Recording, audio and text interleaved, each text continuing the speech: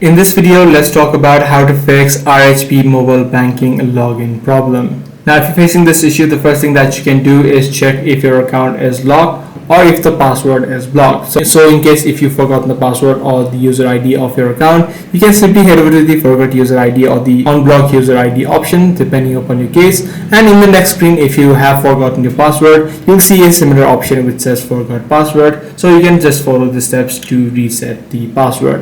If this is not the case for you, then what you also need to do is relink to a new device. If you've changed your smartphone recently, you can only link one authorized device at a time, so what you need to do is use your own phone to remove the old device, and only then you'll be able to log into your new device. So make sure that you keep that in mind. And if none of these solutions are working out for you, the last thing that you can try out is just reinstall the application. This ensures that you have the latest version, and any sort of bugs which might be causing the issue should also be fixed. I do hope this video was helpful. If it was, be sure to subscribe. I'm going to see you in the next one.